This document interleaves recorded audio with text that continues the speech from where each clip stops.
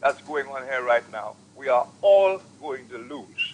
I don't know if I have answered you. You did, but I'd like to question you a little more, but I know you have to, you said that you don't want to be I have no long. problem. If you want to Yeah. ask Well, Mr. Wayne, the war, and you have been around for such a long time, the war has been perpetuated by one side, and people don't like to hear this. Yeah, And but it is an actual fact. Champagne, whether I agree with you on that or not, because I know what they would. I heard it recently that what has been happening is that the Labour Party has been retaliating to provocation. So you see, that kind of discussion doesn't take us anywhere because nobody is going to admit. The point is we have been at war with ourselves. It's now, true. the record shows that, and I think it was Ernest Hiller, I think I would talk about that. He hinted about that. The record shows that the action, the violent action, the actuality of the war itself was always the Labour Party. But they will tell you they were provoked, Champagne. Wow. They will tell you they were provoked. I don't know how they were provoked. Where that provocation came from, I don't know where the provocation came from the boulevard. I know that story inside out. I don't know where the provocation came from for the mace. I don't know where it came from. But at the end of the day, it is the same people getting hurt. Even if I dare say, it's the same class of people who get hurt every single time. Yes. Not the banana thing. It's the same people who got hurt there, you know. And we know who these people are.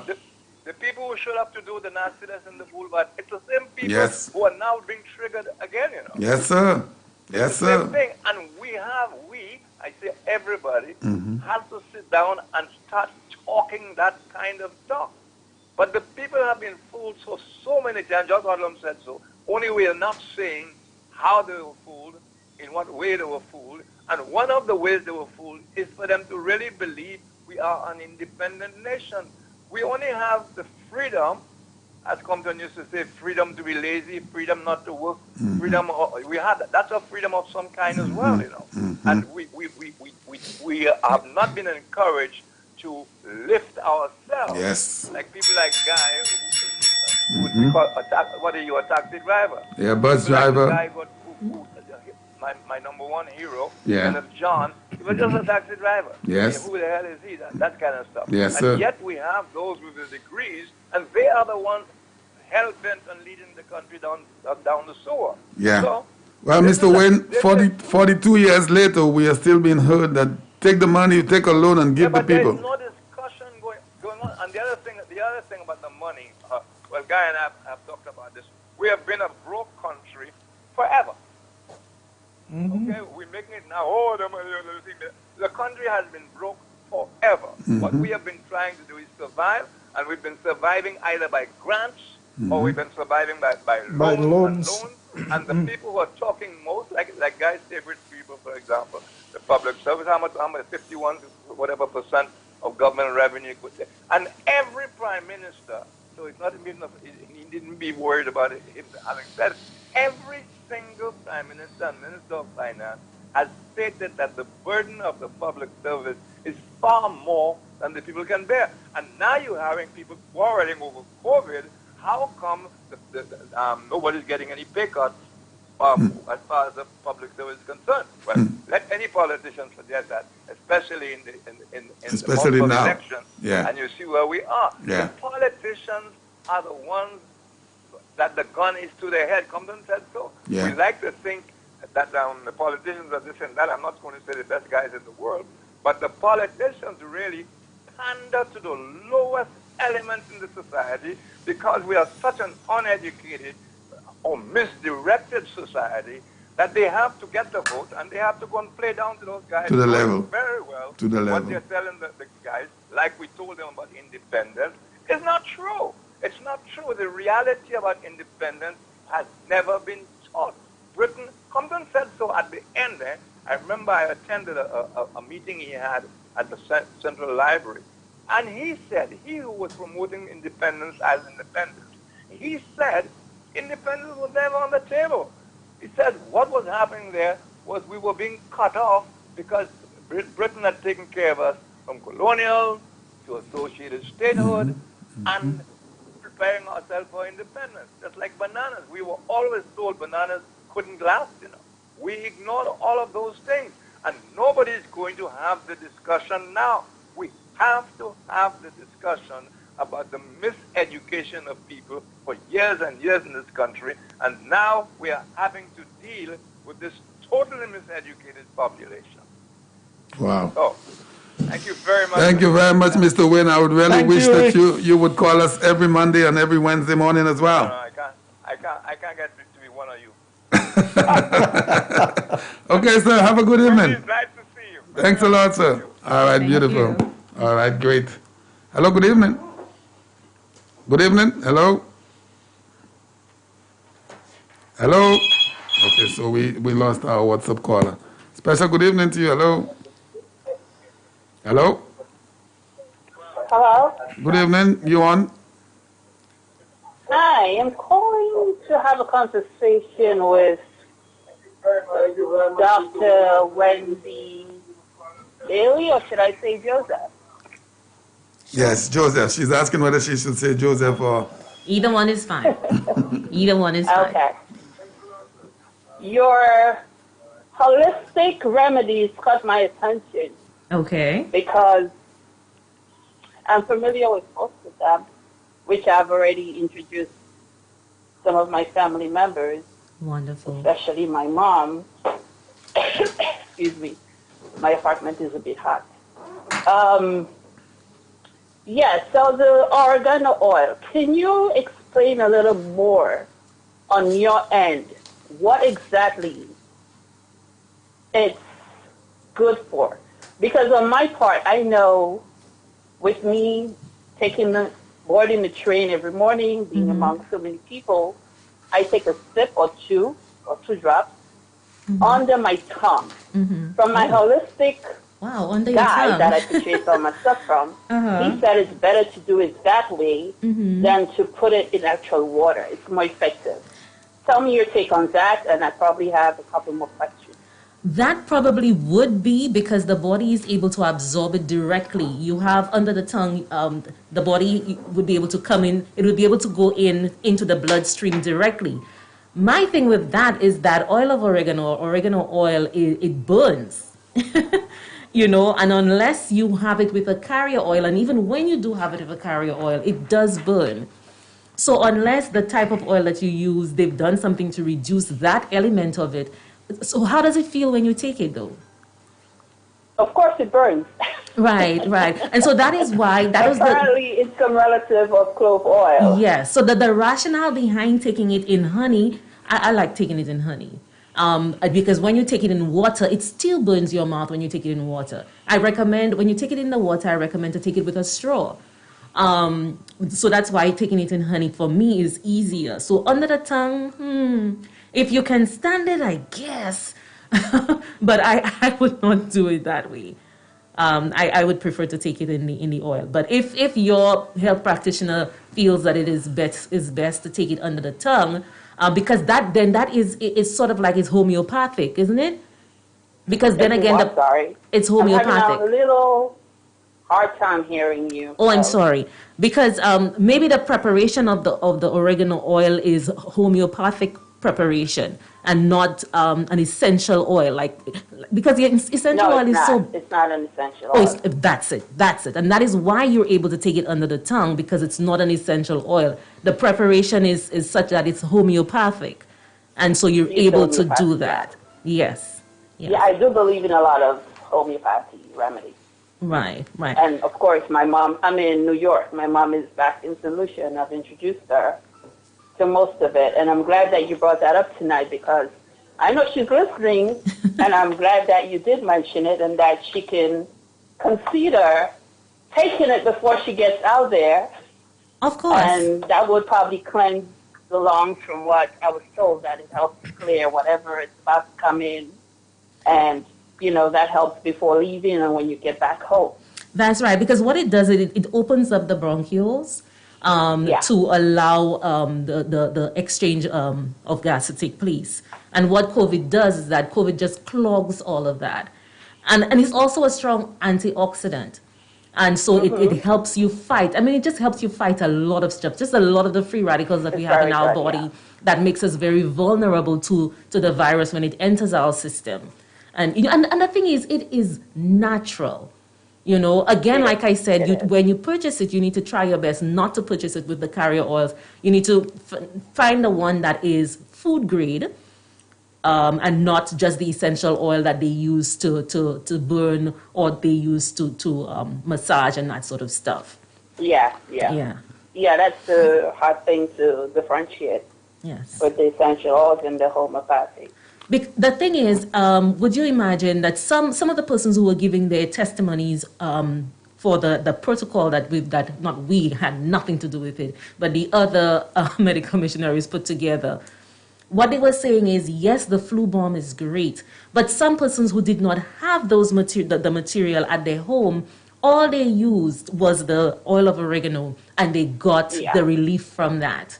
Yeah. Some of the nurses were using it with their patients. Of course, you're not really supposed to do that sort of stuff, but outside of, if the person is between death and you know, an essential oil to inhale or to ingest, you try whatever you can with your family. And they're realizing that persons were coming back from being way at the end of life with the oil of oregano. So it's a great thing to have. All right, caller. I'm having a hard time hearing you. So oh, sorry. I'm coming closer to the mic. Effectively. Okay. All right, caller. Do you also believe that it has some way and some means of strengthening or boosting up the immune system, or it's just like a cleanse going through? Oh, yes, it does. By virtue of the fact that it's an antioxidant, or antioxidant, some people call it, it definitely will assist in boosting your immune system. Yeah. Okay. Yeah. So, I mean, you can't lose by using it. Okay, caller, you have a great evening. Thanks a lot. Thanks for calling. Thank you. Thank you very much. All right, beautiful. Hello, good evening. Hello, good evening. Champagne. Good evening, sir. Good day. That's Mr. Brown. Yes, sir. Hello, Minister. Yeah. Good night. Good night. I can remember you had 2 shows. That is like 2 weeks back. Mm-hmm. And I'm not straying from your program, but I just want to tell you about some of the things you were using when you were doing farming. Mm-hmm. I can remember you were talking about some kind of real inject you were using. Yeah. And then the correct name for it is Limagon. Limagon, okay. Yeah. And they changed it because they put a ban on it because it's so dangerous. Mm-hmm. They changed it to Primoseed. Primoseed. Mm-hmm. Primoseed.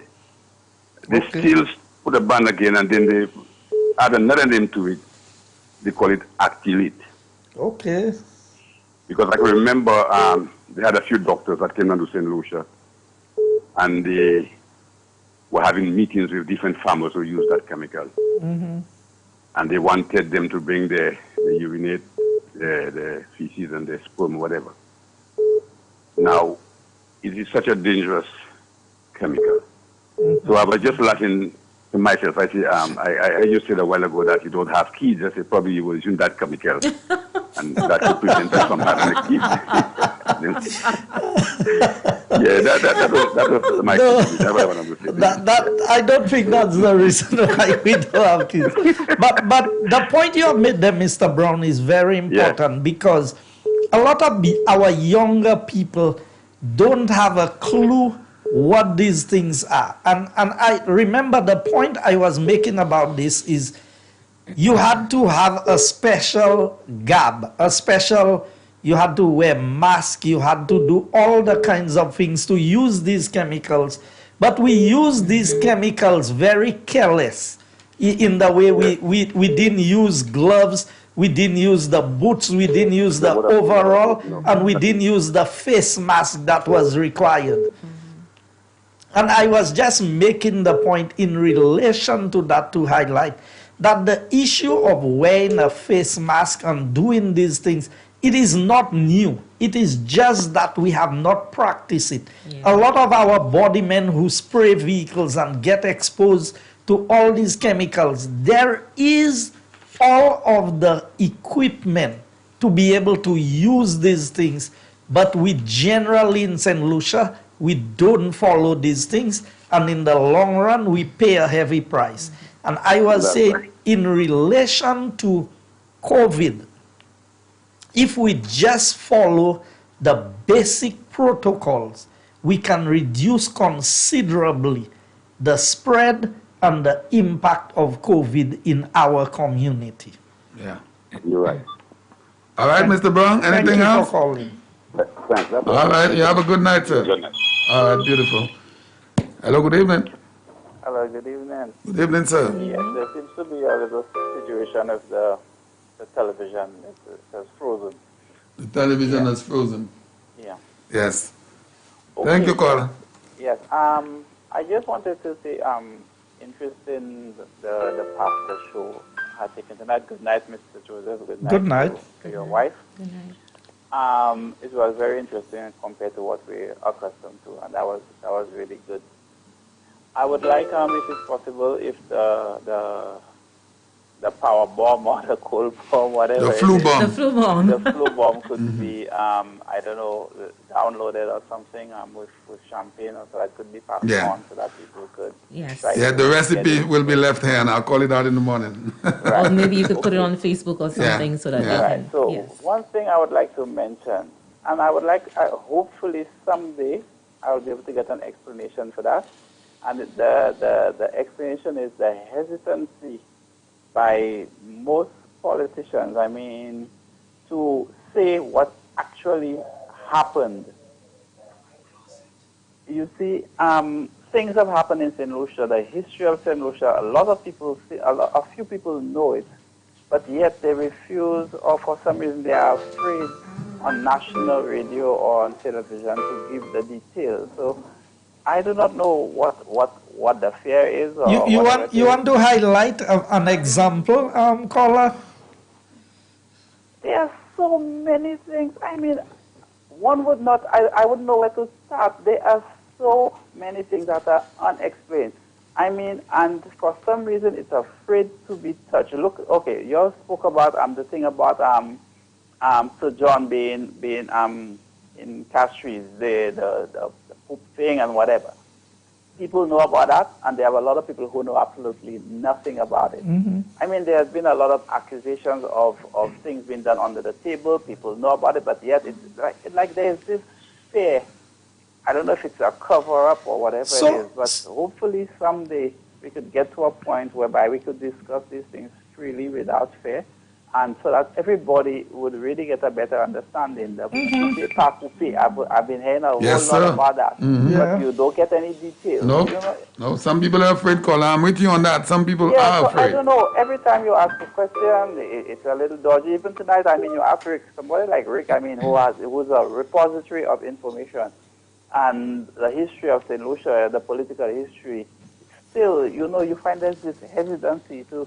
No, I think Rick gave us a good answer. I mean, he was on his No, phone for a I'm not talking while. about tonight, Oh, okay. I mean, people, they answer, but they don't answer the question directly. Yeah. I mean, and there are so many times, you ask a question, and it, boy, I'm not going to touch it. Caller, you are going down my road because I've said it And I before. hope Some someday- people are afraid for their lives, and I don't blame some of them, but there's some history that needs to be told, caller. Some people have done a lot of Definitely, stuff and in this I would country. like the day that it could be told. Yes. I do not know what medium is going to be. Caller, I get into more trouble for telling the people the truth about what has happened. I come to a program and I don't have a hidden agenda. I come and I discuss things freely and openly. And Yeah, but you see, it is kind of sinister, that it seems to be politicians are covering each other up, so that it seems like if I squeal on that politician boy, maybe they'll squeal on me. So I don't know. It's just no, I don't think I mean, what you say there is true to an extent, but when you come on a program, you have to be mindful of, and that's why I said a lot of things you can write about, because you can go in and give the details and explain, and you can give the information that is required as a backup. Because you can make a statement on a station that is factual, but you don't have the evidence to back it up. You can be taken to court, you can be taken to task, and you can be charged. Yeah. You can be sued because there are things you know, But you cannot prove. but you cannot prove. Yeah. Okay. Yeah. And that is one of the difficulties and the challenges that you have when you come on a program to be able, and that's why I do not venture. When you see, when Champagne saw me walk in there, all on the floor by me have books a lot and of books. everything. I might have to hire Bell up to carry stuff up here. Because what I do is, if something comes up that I have to respond to, I want to be able to back up what I'm saying with the evidence. Okay, well, I hope someday. But, there will caller, be I am with evidence you. I am with you. To enlighten the whole nation on certain things, because there are a lot of things I've been hearing, but for some reason the details cannot be given up. Caller, in particularly the coupe pa coupe era, this was the worst time in St. Lucia's history than 79, you know. In fact, tonight, Worst. maybe on the next program, I have an agreement. I can read only 2 lines in the agreement because I'm a minister of government. And you know the 2 lines that I can read? The part of it that says what that you cannot disclose. And it's the Boca agreement, the agreement for the hotel that was supposed to go down next to Petit Piton in Soufrière by the Marguerite site. Now, that is the disadvantage we have as ministers of government. We've taken an oath of office. If you go and take state information and you release it, the government of St. Lucia can be sued, or you can be sued in your capacity. And that's why on many programs I've said they need to do something. Other people cannot be out there saying what they want, how they want, and we cannot respond appropriately even when we have the information, because we are bound to abide by the oath that we have taken, that there are certain things you cannot disclose. But on the side of that, again, there are so many things whereby the ordinary man is at the short end of the stick. There are so many things. I mean, look at constitutional reform. One would have hoped in 1997 with a man with a doctorate in constitutional law that finally that our constitution probably would have been revamped and modernized and stuff. And unfortunately, really unfortunate that this never happened up to now. There are so many ways we are disadvantaged. Look at the public service, how difficult it is to fire somebody. Yes, sir. I mean, what are we doing really? When are we going to correct those wrongs? Because you cannot have people serving in the civil service, and then they are untouchable. They could do whatever they want. They could screw up on the job. They could do. There are people who have not been at work for 10 years and still getting a salary because they've not been dealt with by the relevant authorities, and the authorities is not necessarily the minister. But Mr. Minister, isn't that what y'all as politicians are tasked with, to take care of those things? Y'all are there to deal with policy. Why aren't these things being in the forefront to get this? But the policies are there to deal with it. It's the time lag that it takes to deal with it. You cannot fire anybody. I cannot speak to an employee in a ministry and tell the employee, you cannot do this or you cannot do that, you know. In order for me to do so, I have to go through the permanent secretary or the head of the department or somebody. Like you said, even if we put the policies in effect and the persons who have to implement the policies are not doing it, we cannot do anything about the person not doing it. And I agree with you, that system does not work. That needs to be circumvented somehow. There needs to be somebody, or when I say somebody, another body that could circumvent the current system we have in some way, because who is guarding the guard then? So let me give you a classic example. Take the Engineers Association or the Medical and Dental Association. You go to school, you get your degree, you come here to be an engineer. Or take the Bar Association, any one of them. Who decides whether you can come in and practice in St. Lucia? The same people you come in to compete with.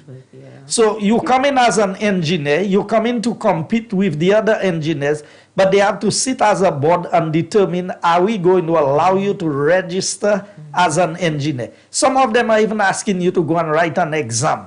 After you've come in with all of your qualifications, there are doctors who come here. For them to get a license to practice, they have to go through the same doctors that they are coming to compete with.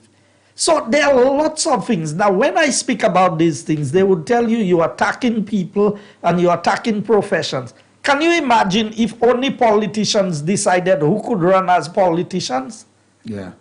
Who would we choose? Yeah. Well, anyway, we're in a very dark hole, and like I said, I hope someday that we can create a better system, because really what we have there is not working. It is not. It is not. Globalization is changing a lot of things, and if we do not change by choice, we will have to change by force. That's why it looks like a lot of people will be dead before the thing. Yeah, probably. Yeah. Thanks a lot, caller. Okay. Right. Have a good evening. All right. Special good evening to you. Hello. Hello. Hello. Good evening. Yeah. Yeah, we can hear you. Go ahead. Yeah, Badney in the house. Badney in the house. Hello. Hello. Bonsoir. Bonsoir, mi say. Ça dit là. Mais ça off. Mais ça. Tonight radio, tonight des something to play. Okay, ça n'a dit là. About buy licence ça. L'estimé licence ça about $300. Licence à tout machine, et bien licence. Licence pour payer licence. So, after the you buy no choice. After the si vous payez pour l'année, vous pouvez payer $150 pour machine, oui. Licence, quelle est la licence qu'on a parlé about là? Est-ce que licence driver's license ou bien licence machine? Driver's license, licence. Vous avez registration pour machine et vous avez driver's license. Driver's license. So, si vous avez un choice, vous savez payer tout l'année. Si vous voulez payer pour 3 l'année, vous savez payer pour 3 l'année. Si vous voulez pour l'année, vous savez payer pour l'année. Ok, so, bandou qui m'a été, les nous en gouvernement, licence c'était $300 pour 3 l'année. So, ça. So, ou pas de payer licence par l'année, ou tu es obligé de payer pour 3 l'année. Les moi tenu plusieurs meetings avec différents groupes en différentes places et qui ont dit garder. Moi pas ni $300 de les 3 l'année à bout pour payer licence là. So, est-ce moi ça payer licence là tous les l'année? Now, si vous regardez tous les l'année pour y a pas ou pas divide li evenly $100 par l'année, because vous voulez encourager moun pour payer licence là pour 3 l'année, because là vous payez pour l'année, yon pour print en 4 bar, yon pour matcher ici, yon pour faire tout bail. L'année à bout on pour via encore, yon pour via print en l'autre 4 bar, via les full process là. So c'est pour raison ça, si vous payez pour 3 l'année, vous va payer $300, mais si vous payez par l'année, then vous va payer si c'est 125.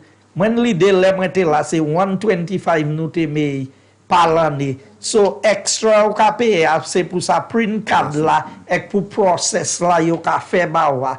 But ça ka mène un soulagement ba yan commerce moun because délai ou pas vle payer pour hold 3 l'année à one time. Ou là encore? Oui. Mais à présent, quoi Dieu moun pas ta à présent. Qui ça est-ce ou commandé pour yo mettre $100? Non, si vous voulez payer $100, on va payer $100. Mais isn't that in effect? Oui, mais on peut payer plus pas ensemble because pour chaque layer on peut print un card bao. So côté yo kay bao yon card pour 3 l'année si vous payez pour 3 l'année à one time. Si vous payez chaque année, c'est 3 différents license cards yo pour print bao. C'est 3 7 fois moun en ministry a ni pour attendre pour oui si ni pour marcher différents bail ni pour fait pour ça process en licence ba 3 fois. So, il passe à fait pour même pour y accorder sous te kay, because ça qui te kay fait là, c'est tout le monde qui a commencé à payer licence par yon fois par l'année. So, extra l'argent, c'est pour décourager moun pour faire par l'année et pour encourager pour faire tous les 3 l'année. Well, ek moi tu yo ka pour faire là, pour ça extra $25 l'année. Bah, ça, tous les l'année, oui, on aurait payé taxe là, road tax là. Oui, because road tax là, c'est pour machine, et qu'on est pour joindre sticker, pour ça, mais à sous machine, ou sur licence machine. Because insurance machine, c'est pour yon l'année. Ou pas qu'un insurance machine pour 3 et 4 l'année one time. Because chaque l'année, on peut faire inspection pour machine. Et si machine roadworthy, si passe inspection, den ou sa paye licence insurance là et den ou ka paye licence machine là. So licence machine là différent from driver's license là moun nan ka jwenn là. Mais quand la écoutez moi, on y a un problème qui ça problème ou yo? On y a un problème bien l'année et ben on a un problème puis toi l'année. Man problème moi dit à présent ça va mon choice. Oh, mais ça va toujours en place hein? Oui, choice là. Choice là quoi là? Ok, si moi pour payer licence, moi. Si moi pour payer $200 pour license road là, et puis et $300 encore. Non, ça ministre a dit si vous voulez payer pour l'année, ou pas payer en 100, ou ni pour payer 125 parce que Matura, il y a un point pour faire licence là, il a coûté $25. So c'est 125 here. 150 here. Oh, 150? I know. Oui, 150. Okay, well, mate ça, mate côté 125. Oh, 150 here. Okay, c'est 150. Okay. All right, Kola, well, combien nous garder pour essayer de s'appliquer pour payer 300, bah, la mauvaise, c'est joie, hein? Oui, est-ce sticker already?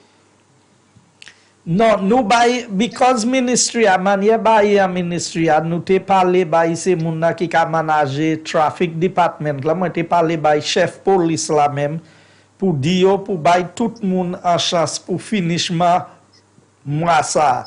So nous te dit from 15 janvier pour finissement février, end of February. So, diwan tan sa, mwen kwe tout bay kay vi en place en ministry a, kote moun kay sa ale pou paye l'argent dat yo ka do ya. But la nan chay se service la ki available sa nou ka kouye online, kote ou sa fe different transaction online. Sa ou pa sa fe online, nou mande police pou bay moun an chance pour finissement février pour yo sa meye papier yo ensemble. So police pas supposé charge you. Now si depuis décembre ou pas te payer, yo kay charge you. Si commencement janvier ou pas te payer et yo joine nou enlèchement yo sa charge you. Mais si from 15 janvier pour venir à présent yo joine nou, yo kay ba anti chance because yo sav ministry a pas ni tout moun nan qui te là ka travail là because of problem COVID là. OK Kola? Okay. Well, you bonne soirée. All right. Okay, merci, Anshay. We have calls coming in, Mr. Minister. Hello, good evening. Hello. Hello. Good evening. Hello, good evening. Yes, go ahead, caller. The minister is hearing you. Okay. I just wanted to find out. Good evening to the minister and his wife. Good evening. I would like to find out with the problem of the vaccine that is going to be coming into St. Lucia, with the negatives that we are hearing so much of, and some of the positives that we are hearing, what would the minister advise be to someone who, you would like to take it, however, with what you're hearing, you have that doubt, and there are some times when you have to take it if you have to travel. What would you advise? Remember, any form of medication is a personal choice. If you go to the hospital, no doctor can give you any medication if you do not agree for the medication. If you do not agree to be treated, they would ask you to sign a consent form, a waiver, that if anything happens to you, then they are not directly responsible. That was your right to exercise. The same applies with the vaccine. I think we have overburdened ourselves with excessive information, a lot of fake news. If people ask me, will I take the vaccine? My answer is yes, I will take the vaccine. When my turn comes to get the vaccine, that is a choice. Now, because I will do it, does not mean that everybody else will do it or everybody else should do it. That is a personal choice that people would have to make. All over the world, people are taking vaccines. From a child growing up, people have been taking vaccines in St. Lucia. I can tell you, as a cabinet minister, one time we had to travel, they said, you have to get an injection or a vaccine for yellow fever. That's right. Without that, you cannot travel to the place that you are going. I had to make a choice. Do I want to go there? If I want to go there and if I have to go there, then I have to take the vaccine. Without the vaccine certificate, they will not allow me in the country, because if I get yellow fever and something happens to me there, that country does not want to be responsible. So as to whether it's the government to advise, when people need medical advice, they go to the medical practitioner. They don't come to politicians. That's right. You go to your doctor, your nurse, your advisor, or somebody. I think these are the best placed persons to advise people about the vaccine. But everybody is looking at it as if that's not our decision as politicians. We are going to make the vaccine available for people. We are going to encourage people as much as possible to be vaccinated so they can build some immunity towards the COVID-19, but that is entirely by choice. Yeah. Are you there, caller? Yes, I am. Okay. So was the response great? Are you going to? I am hearing you very, very, very light. Oh, okay. All right. Sorry about that. Are you going to be one of those persons taking the vaccine? I doubt very much, but let's see how it works out. I'll see after the first 200,000, and then I will 200. make my decision. Okay, caller. But millions of people have taken the vaccine at different places around the world. Millions of persons have taken the vaccine already. Hello? Hello? We're going to hear you. Let me tell you, I was holding on for about pretty close to 20 minutes while Rick was on. Yeah. I am not saying that his contribution was not very important, but when we have just about an hour for calling, and one person gets 20 minutes, it really puts you off, you know, because there were other things that I wanted to ask, but then other persons came on, and for instance, the question about the licensing, paying the $150 for the year as in comparison to the 3 years, the $300. And I'm thankful that the minister explained that, because I thought it was $100 per year. But then he said he explained, you know, that you have to pay for the producing of the card. So I do understand. Yes. Okay? All right, caller. Thanks a lot. Thank you and good night. Have a good evening, caller. Thanks a lot. Now, you know, one of our reasons for allowing Mr. Wick all the time, Mr. Wick has not called us in a long time, and I would also give him the liberty to speak with us. 4560931. We have 10 minutes into the program.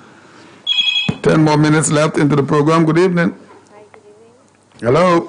Hi. Good evening. Good evening. Yes. Hello? I can hear you. I can hear you. Go ahead. Oh, okay. I'm calling to talk about the people. Hello? You are very low, caller, but we can hear you. Okay, I'm talking about the ingredients that was given. Yeah. Okay. Sometime I can say last year March, just before the lockdown, I worked at one of the hotels, and I had a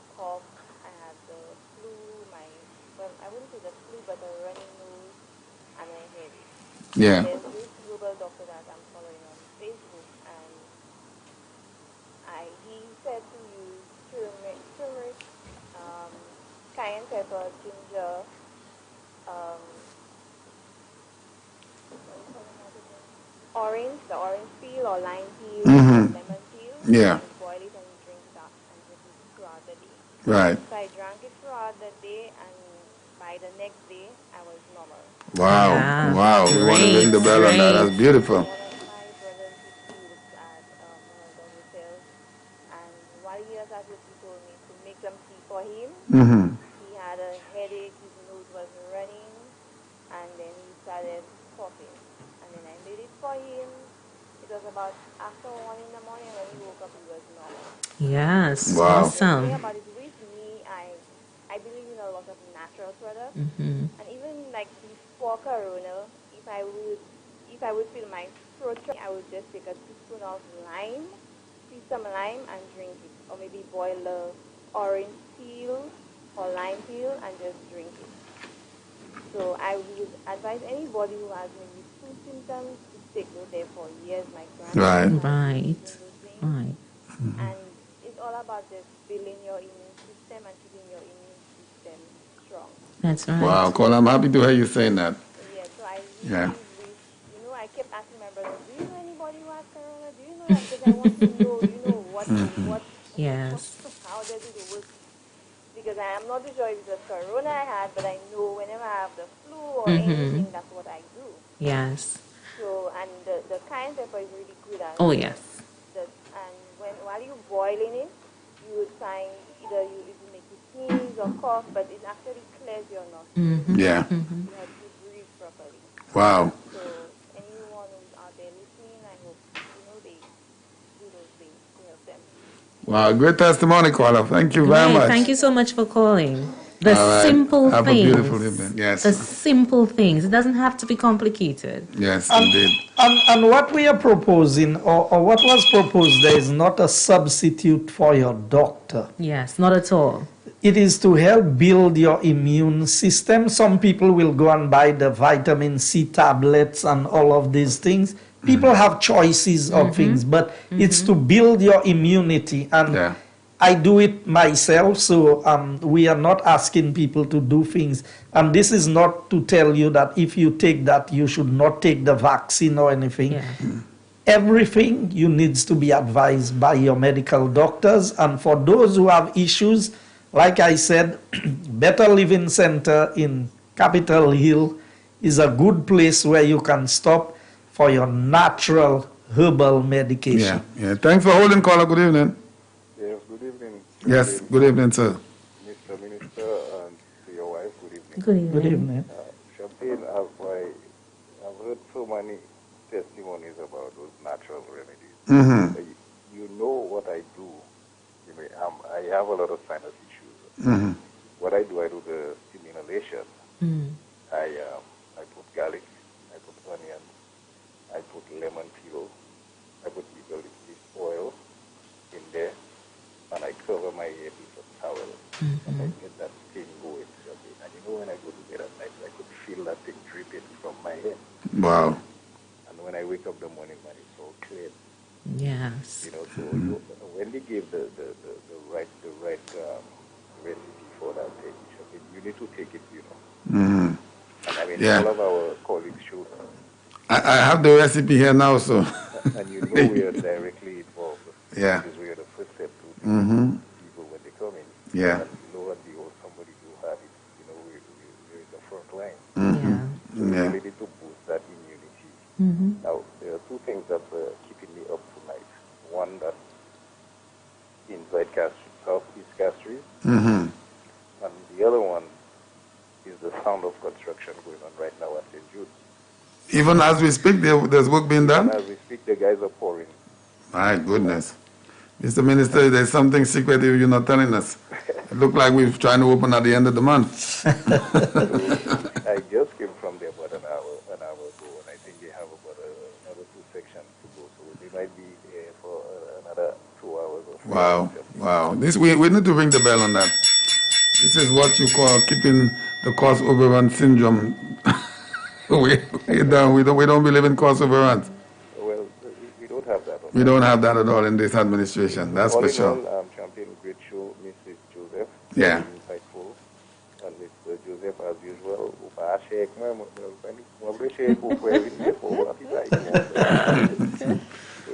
all right, my brother. You guys have a good All right, have a good evening. All right, St. Lucia, we have 4 minutes left. You know, my constituency is developing a reputation. Prescale Ash is also in the constituency of Castries Southeast, in the community of Mac. And both of us have visited his establishment. Yeah.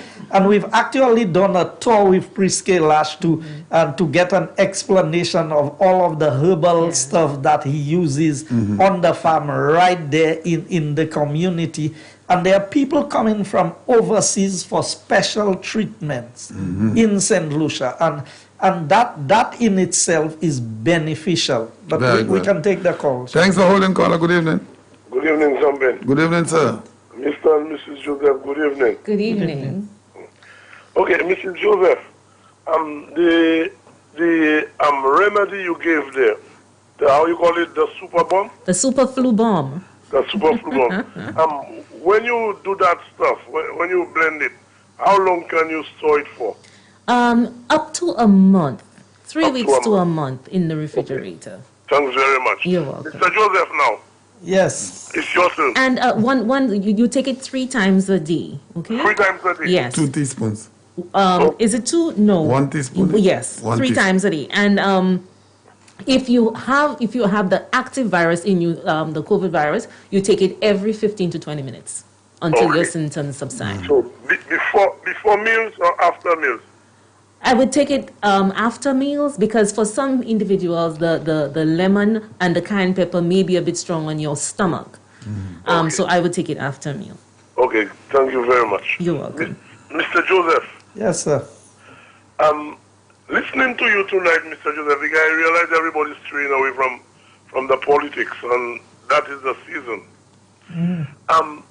What you were reading, what you read a while ago, these are the things that was implemented by Dr. Anthony to privatize these things, and has it been kept a secret that we are not disclosing it, or you believe that you take your time to release it at the right time?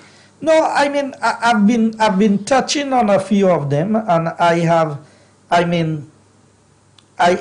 things. So if I just open to one of the pages of Dr. Anthony's budget speech of 1998, and learner's permit, the first thing they did when they came in, learner's permit moved from $50 to $75. And up to today, a learner's permit is still at $75. 20 years. You have the registration of new motor vehicles or trailers from $30 to $100. And then visitors' driver's license moved from $30 to $54. And then there was an introduction of another fee. I don't have it on this page here. So it just tells you, yes, I have it. It says a special license of $300 for tandem axle vehicles exceeding 3 tons. So all of these things, what we have seen is every time the Labour Party comes into office, there is a tax increase. In every area. And that was in 1998, his first main budget speech. And you need to see how many new taxes. And if you go down the road to the 100%, you remember when they had doubled the price of water? Yes. And then they came in and they added another 66.5%. Yeah. So the price of water, and the interesting part is the price of fuel. When they came in 1998, gas was $6 and about 10 cents a gallon. From 1994, the government of the United Workers' Party that was in office had not raised the price of fuel. as soon as Dr. Anthony came in, to find a creative way to increase the price. He said he was doing away with driver's license fees and he was putting it on fuel, which made the price a lot higher than if he was charging the license fees. So that's why I'm telling St. Lucians, pay attention. You see that VAT situation that you are hearing, don't mind from who it's coming. This is part of the Labour Party agenda to put it out there through different mediums to get a feel from the people. So UWP took VAT from 15% to 12.5%. Yeah. The Labour Party looks like they want to increase VAT back to the 15 and to put an additional VAT so that all the poor people that they talk about will now have to pay that additional VAT.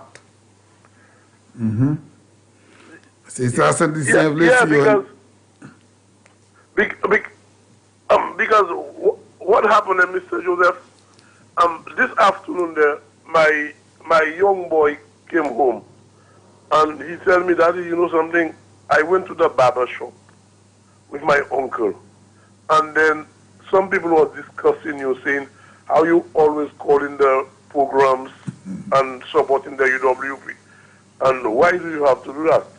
So then he was telling me about the VAT. So I tell him, look, the UWP is in power. And they brought down the VAT from 15% to 12.5%. And I tell him for 4 years, ask the people that were discussing me in the barbershop, what additional tax has the UWP implement on St. Lucians? And all the time, they are running the country. So but he's not, he cannot vote because he's a young boy. So I tell him, let me tell you something. The UWP is the government for the people of St. Lucia. That is a government that will help the people of St. Lucia. And I tell him, you're still young, maybe I will have to guide you along. The Labour Party is the party that wants to destroy the people of St. Lucia by just putting the wrong set of things in the head. And I have to tell him, let me tell you, everything that has caused destruction in this country has been done by the Labour Party. And I tell him, I can dare anybody to tell you one thing that was caused that is not good for St. Lucia that happened by the UWP. And he tell me, oh, Daddy, I did not know these things. Now, I said this to ask you again, Mr. Joseph. You mentioned the privatizing of... We're out of time, I call it, so we have 2 more minutes. Okay. Mr. Joseph, you were saying, I'm talking about the privatization of the marketing board. So you are telling us that that was still implemented by Dr. Anthony on the books?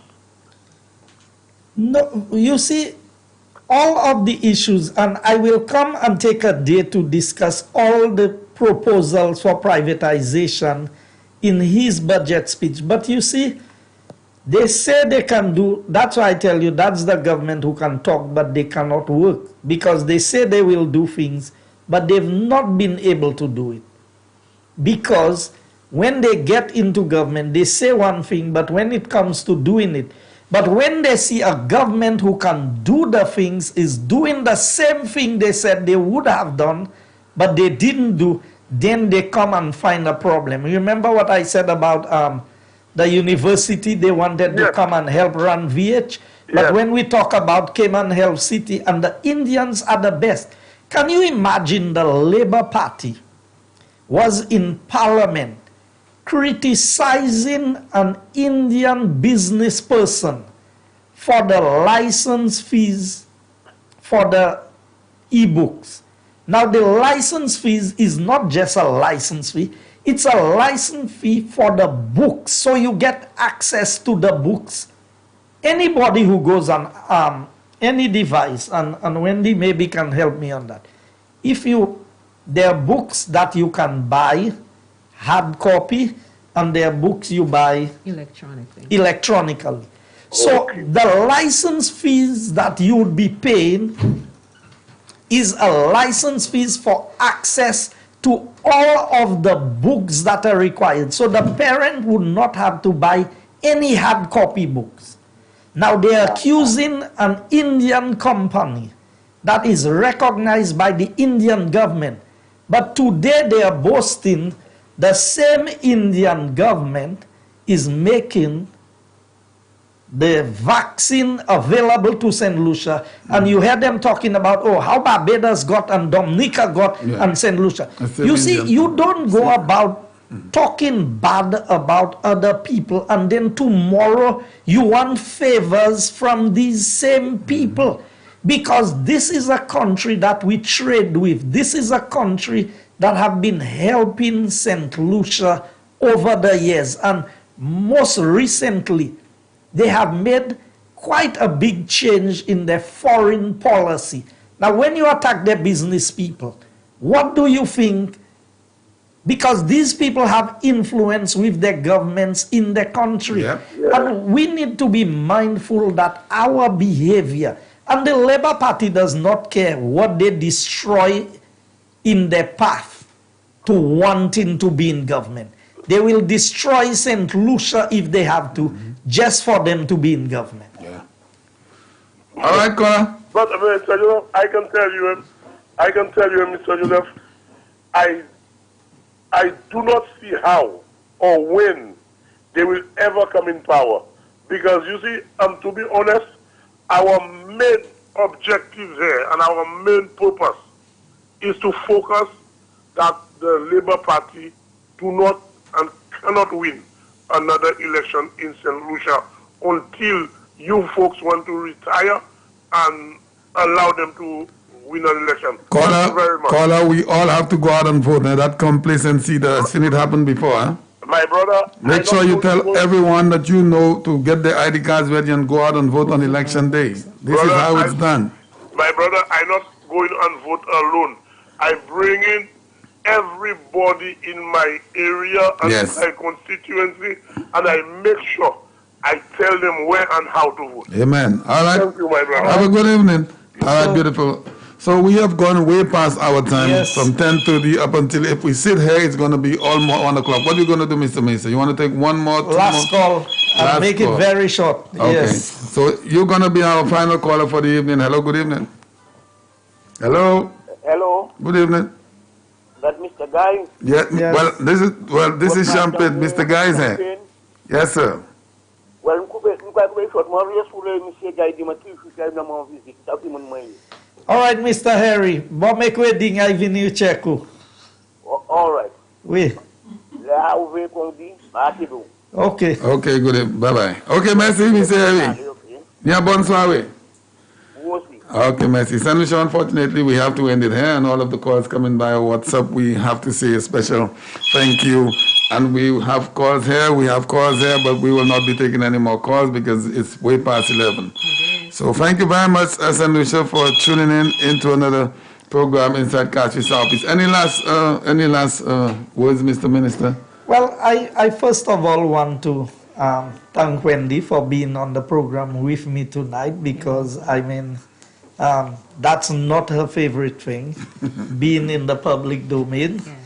Well, not public domain, politics, but she's in other public domains in terms of schools and everything. Yes. Right. But I really appreciate the level of support and encouragement that I get from her. And I think a few people messaged me and they were talking about the importance of having a strong woman to be the support for a man in terms of his line of work. Yeah. And that is one area that I am very, very grateful for. I thank all the callers, all the contributors to the program tonight. I thank my constituents of Castries Southeast. I will continue to work in your best interest as long as you decide that you want me to represent you. And for the rest of St. Lucia, we will continue to work for the betterment of our country. Yeah. I want to use this opportunity to appeal to everyone. We are not over the worst of COVID yet. Let us maintain our social distance. Let us do what is necessary to protect ourselves and our family. Remember to keep your mask on, to be able to sanitize, wash your hands regularly, and keep your social distancing. Whatever the outcome is with the new protocols, whenever the new businesses and all other businesses that are closed will open, that does not mean that we are in the clear. Yeah, Let us continue to follow all of the protocols. Not even though you don't want to do it for yourself. Do it for the benefit of your family, your friends, your loved ones, the people around you, and for the sake of your country. We are coming towards independence. I think Tuesday. Next Monday. Monday. Yeah, a week from now. Week from today. Will be independence. I want to take the opportunity to wish every St. Lucian happy independence. Let us be patriotic. Let us do what we can for our country. This is the place that God has given us, and we could not have been in a better part of the world. I always say, being born in the tropics, in the Caribbean, in St. Lucia, the Helen of the West, is a great privilege. I don't see anywhere else I want to trade places for in the world. Let us do the best that we can. Let us be the best that we can be. And good night to everyone. You mind giving us a quick update on St. Jude's or next week? No, we'll talk about St. Jude as we go along. All right, Wendy, you want to say good night to and everybody? any last words, Miss? I'd like to say thank you so much, Champagne, for having me. Yes, anytime. I quite enjoyed myself tonight. Thank you to the callers. And just a reminder, please, people, do what you need to do to protect your family, to protect yourself, and to have St. Lucia back to what it was. Because initially we did it. We were working at it, and we can do it again. And I know that we love each other, and so that we are brother's keeper in that regard. Yes. Yes. Well, thank you very much. Big up to GVD tonight. GVD. You've been doing a great job, and we really appreciate what y'all are doing. I still do have some complaints from some of the people out there. They say GBD walk around too much. I want to. I have to tell them like it is. So we are in a small space. We are in a small space, and for our apologies on that, viewers, because this is a small place. But they're very beautiful people. For them to be able to utilize that place and to make it work as well as they are doing, it's remarkable. Yeah, so we have to give them the bell on that. DVD TV, thank you very much. All right, Mr. Minister and your beautiful wife, we want to say thank you once again for being with us this evening, and especially you, Mrs. Joseph. Thank you for coming in, and you're invited back here at any time. As long as Champagne is sitting there, you're always welcome here. St. Lucia, once again, thank you very much on another beautiful Monday evening with the program Inside Castries Office. Don't forget, tomorrow morning I'm going to be back in studio with the program Champagne in the Morning, where you could call in and let's talk a little bit about whatever you'd like to talk.